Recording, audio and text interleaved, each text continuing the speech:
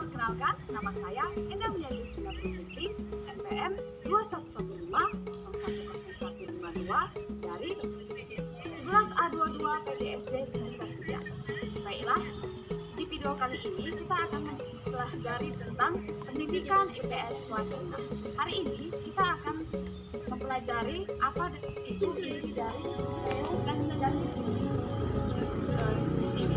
Kiranya kalian bisa mendengarkannya dengan baik apa saja isi dan sejarah dari museum ini. Oke, sekarang kita masuk ke museumnya. Oke, kita lihat ya. Di sini kita harus mencatat terlebih dahulu nama kita di sini. Selanjutnya kita akan memperkenalkan terlebih dahulu. Ini dia baju adat Karo buat yang laki-laki. Coba lihat, ini ada kepalanya, namanya bulang-bulang, ada juga emas-emasnya, dan ada kainnya yang lain. Oke, bisa dilihat ya. Oke, di sini kita berikutnya ke ini adalah alat bertaninya orang Karo. Di sini mayoritas utama orang Karo adalah sebagai petani. Jadi ini dia alat-alat bertani orang Karo. Ada cangkul garpu untuk rumput. Ada juga yang besar seperti ini. Oke. Ya, selanjutnya juga ada pisaunya. Nah, ini segala jenis pisau yang ada di tanah Karo. Yaitu ada di sini sebagian ada namanya pisau langgu. Ini ya. Selanjutnya ini gacun sawit. Ini ada dua. Selanjutnya sabi-sabi atau arit padi. Di sini ada tarah seperti kapak ya. Bentuknya. Di sini juga ada selumban. Ya, itu sebagian dari nama-nama alat dari pisau ini. Berikutnya kita ke ini dia. Ini juga digunakan untuk bertani. Coba bisa dilihat. Ya, ini adalah alat bertani yang namanya tenggala. Bisa dilihat ya. Oke, kita ke berikutnya. Di sini juga ada jenis-jenis pisau yang lainnya juga. Ini ada namanya egrek sawit. Ada juga dodot sawit. Selanjutnya di sini ada ya parang pengembis. Ya, teman tidak terlihat ya apanya. Di sini ada gerak coklat. Ya, seperti namanya, warnanya coklat. Ya, di sini juga ada parang puter, ada arit rumput, ada patuk, dan ada patuk juga. Ini sama ya. Berikutnya ini ada bara yang sangat besar di sini. Coba kita lihat. Ya, ini namanya para. Di sini dikatakan para terbuat dari kayu berbentuk 4 persegi seperti yang kita lihat tadi. 4 persegi. Ini diletakkan di dapur untuk digunakan tempat menyimpan peralatan dapur dan tempat kayu bakar. Jadi zaman dahulu orang-orang Karo menyimpan alat masaknya di sini, di tempat ini. Jadi mereka memasak di sini. Ya. Alat masak tradisional Karo yang dulunya itu ada ini namanya. Di sini namanya ada kudin tanah. Jadi kudin tanah ini terbuat dari tanah liat berbentuk bulat seperti yang kita lihat. Lalu ini digunakan untuk tempat memasak sayur. Jadi itu adalah tempat memasak sayur pada zaman dahulu. Kemudian di sini ada juga namanya tabu lau. Tabu lau. Tabu lau ini labu yang sudah dituakan. Jadi sebuah labu yang sudah dituakan kemudian dituakan ataupun dikeringkan. Setelah kering, dibuat lubang kecil untuk mengeluarkan biji-bijinya dan dibersihkan. Lalu ini digunakan untuk tempat minum. Jadi dulu orang Karo menggunakan tempat ini untuk penyimpanan air minum mereka setelah dikeringkan. Selanjutnya ini juga alat-alat masak atau makan minum Karo pada zaman dahulu. Di sini ada namanya, ini ada tampe sidilaki. Tampe sidilaki ini maksudnya tempat minum buat orang buat laki-laki. Sedangkan yang ini lihat hampir sama bentuknya, cuma perbedaannya kecil dan besarnya. Ini tampe untuk perempuan. Jadi tampe ini untuk minum bagi perempuan. Kalau dulu tempat penyimpanan minum yaitu tampe ini. Ini ya. Ya, selanjutnya di sini ada namanya busan. Nah, ini. Busan ini tempat menyimpan beras orang Karo pada zaman dahulu yang terbuat dari bambu. Kemudian di sini juga ada namanya lesung. Coba perhatikan, ini adalah lesung. Ini terbuat dari kayu, berbentuk 4 persegi panjang seperti yang kita lihat, lalu memiliki lubang dan digunakan sebagai alat menghaluskan bumbu-bumbu. Jadi pada zaman dahulu orang Karo menghaluskan bumbu-bumbu untuk memasak itu dengan lesung ini. Kemudian di sini juga ada untuk tempat memotong bahan-bahannya. Kemudian di sini ada namanya cembalau. Ini terbuat dari bambu yang digunakan untuk tempat meras rambu pinggiran pada upacara adat tertentu. Jadi ini digunakan hanya pada acara tertentu saja, tidak digunakan untuk setiap harinya. Selanjutnya di sini juga ada kukuran. Kukuran ini tempat duduk terbuat dari kayu yang dibentuk seperti peti tanpa alas. Seperti yang kita lihat ya, mata kukuran terbuat dari besi digunakan untuk memarut kelapa. Jadi pada dulu orang-orang untuk memarut kelapa itu menggunakan kukuran ini. Maaf karena saya tidak bisa melihatnya. Jika ini dibuka, ini akan mengeluarkan seperti alat tajam seperti itu. Jadi disitulah kita bisa memarut kelapanya. Mungkin teman-teman di rumah masih ada sebagian yang memilikinya di rumah. Selanjutnya di sini ada alat kitik. Maaf, di sini ada namanya ambal-ambal kitik.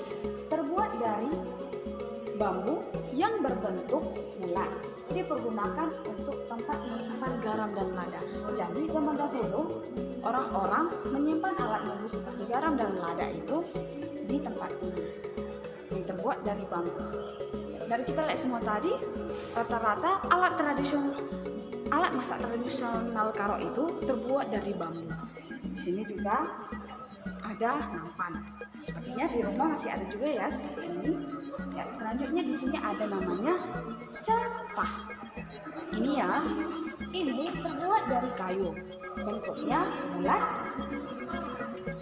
melengkung, di tengah berbentuk lubang, dipakai untuk tempat makan atau piring.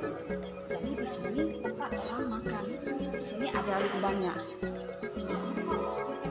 Selanjutnya ini ada alat tempat orang kalau zaman sekarang itu orang memakan sirih. Di sini itu ada namanya petak mbako. Di sini ada namanya petak mbako. Di sini tempat tersimpannya mbako. Di sini juga ada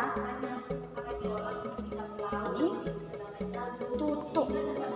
Ini biasanya digunakan saat kalau seperti yang kita lihat, mungkin masih ada nenek kita yang memakan sirih, yaitu seperti namanya gambar. Jadi gambar itu awalnya bulat, kemudian dihancurkan sedikit-sedikit, kemudian dimasukkan ke dalam supaya lebih halus lagi dan bisa dimakan bersama dengan sirih.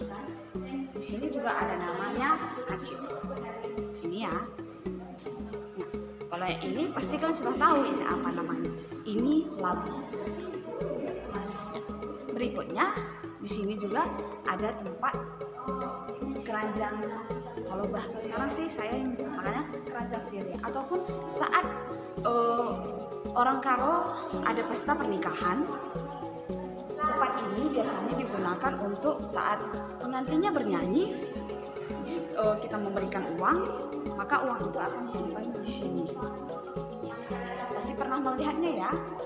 Di sini berikutnya ada di sini namanya pisau kalesan. Ini ya, ini pisaunya. Ini terbuat dari besi. Gagang dan galing dipakai sebagai alat senjata oleh suku Batak Karo. Ya, di sini ada namanya ini, kita lihat kulit siput. Ya, seperti siput ya, tempat siput itu. Ini persembahan masyarakat Maluku untuk pengadam buah Kol Jamin Ginting tahun 1960. Ini dipersembahkan untuk tanah Karo untuk dipajang di sini. Berikutnya di sini ada juga namanya keramik porselin. Ini ya, ada yang besar, ada yang kecil atau sedang. Di sini juga ada namanya, bisa dilihat, pisau sangkur. Dibuat dari besi, dipakai sebagai alat senjata pada prajurit Ade. Jadi ini senjata pada zaman dahulu orang Batak Karo. Nah, di sini juga ada tambahannya. Mata uang asing. Di sini ya. Ini kita bisa melihat di sini ada mata uang Singapura, ada mata uang Malaysia, ada Indonesia juga ada di sini ya. Thailand juga ada. Oke. Di sini ada juga dolar. Kita berikutnya ke alat musik tradisional Karo. Jadi dulu jika ada acara orang meninggal atau pesta, orang-orang akan memakai alat musik ini. Di sini ada namanya gung karo. Di sini, ini namanya gung karo. Ini alatnya ini dipukul ya, tang, suaranya seperti itulah. Nah, berikutnya di sini ada gendang si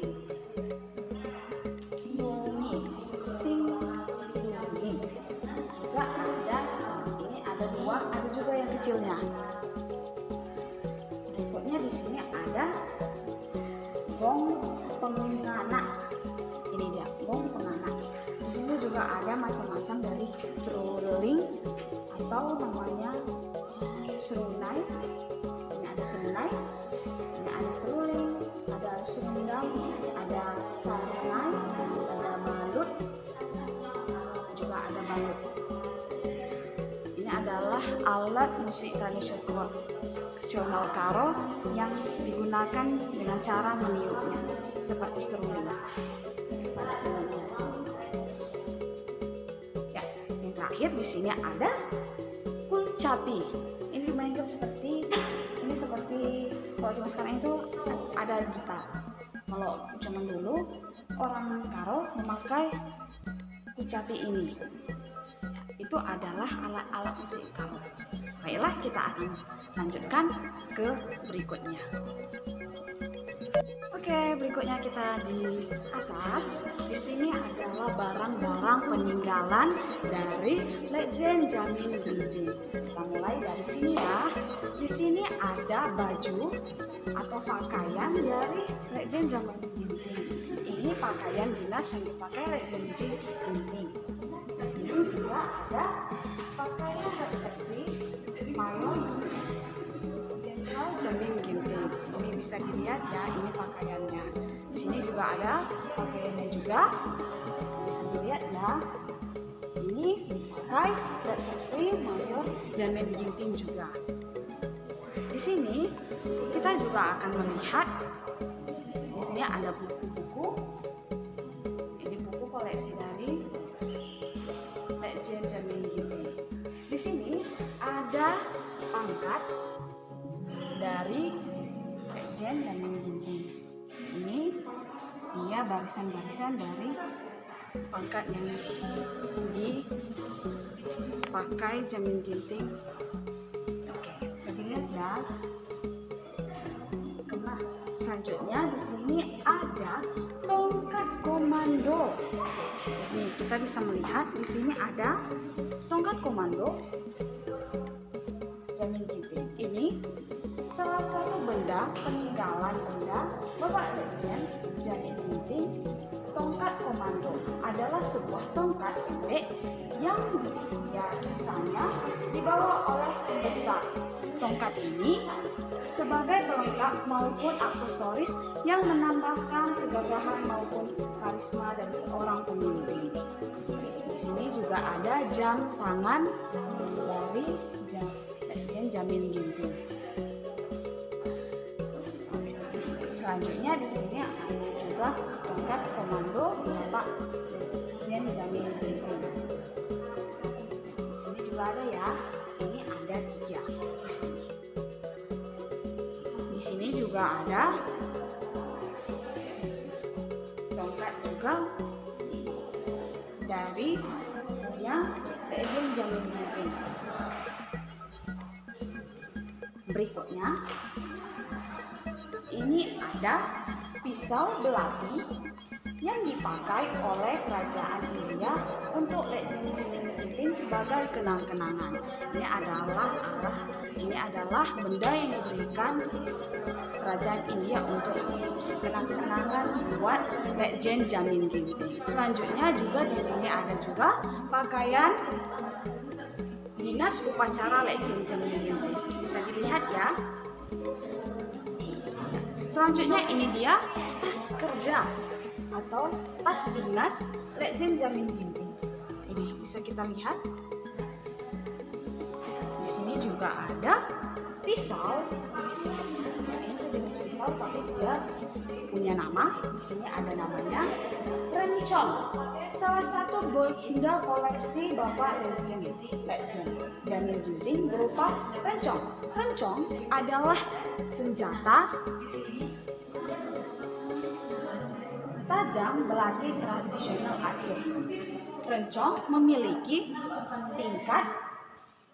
tingkatan untuk raja atau sultan biasanya. Sarungnya terbuat dari gading dan mata pisau dari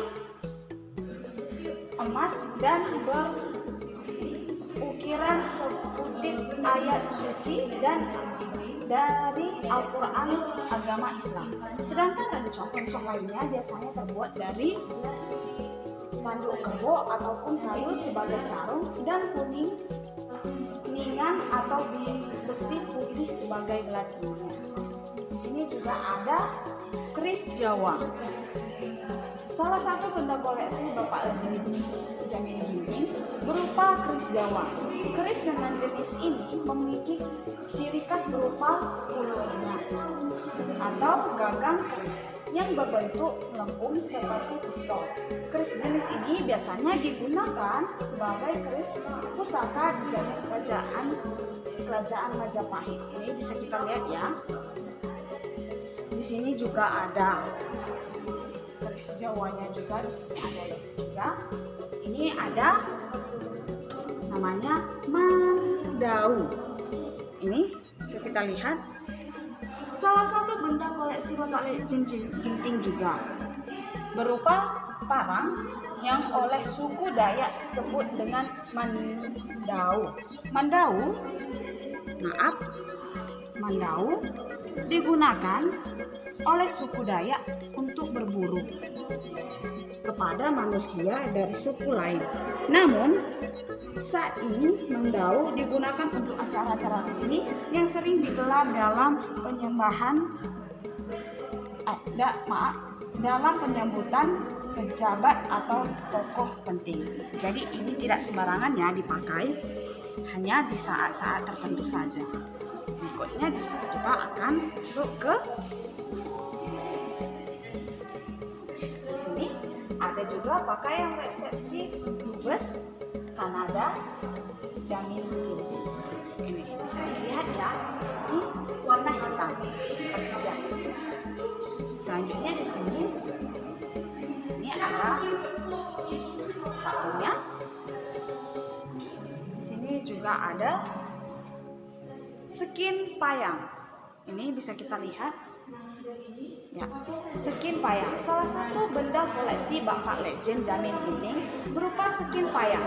Skin payang digunakan penduduk Sumatera bagian utara. Gagang atau hulu skin payang berbentuk unik dan dengan menyerupai turut-turut. Selanjutnya di sini juga ada khas Jawa seperti yang tadi. Jadi beda jenis ya. Di sini ada lagi, ini dia. Ini itu namanya pisau tumbuk lada. Salah satu benda koleksi Bapak Legend Jamin Ginting berupa pisau tumbuk lada. Senjata ini merupakan senjata tradisional dari suku Karo. Pada umumnya, pisau ini jadi perhiasan atau pusaka yang dipakai di acara adat atau untuk keperluan pengobatan. Maka, diadakan upacara ngelenggi besi mersik kepada Kalimbubu. Biasanya senjata ini diisi jimat atau bisa juga diolesi dengan racun. Di sini juga ada belati. Salah satu bentuk koleksi Bapak Jamin Ginting berupa belati. Belati adalah senjata tajam yang berfungsi untuk menusuk atau menikam. Ukurannya dapat lebih kecil atau lebih besar daripada pisau. Senjata ini memiliki rentang sejarah yang panjang dan ada banyak jenisnya. Di Indonesia, senjata sejenis belati yang dikenal adalah rencong dan keris. Ini ya, di sini juga ada rencong juga. Ini juga salah satu koleksi dari Bapak Jamin Ginting.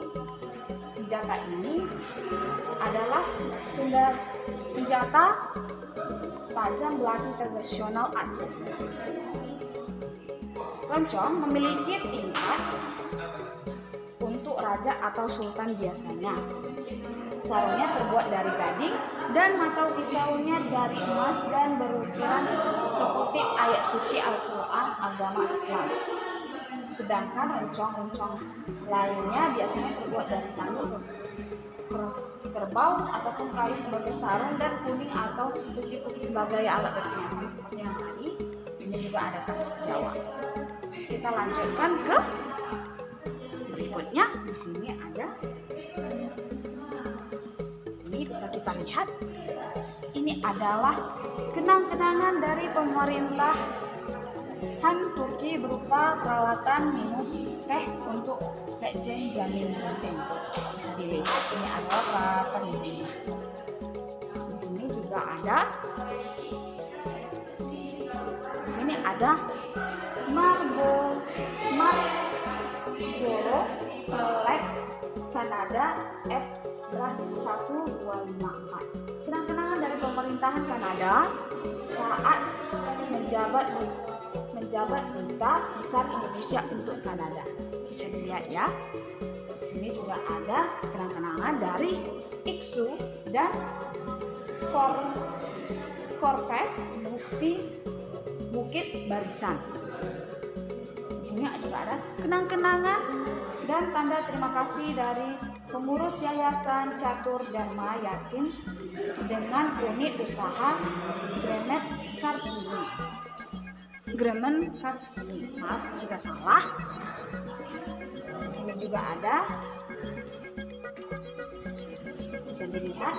Dan juga ada keterangan dari PPN Sumatera Utara untuk keluarga besar Brigjen Jamil Ginting.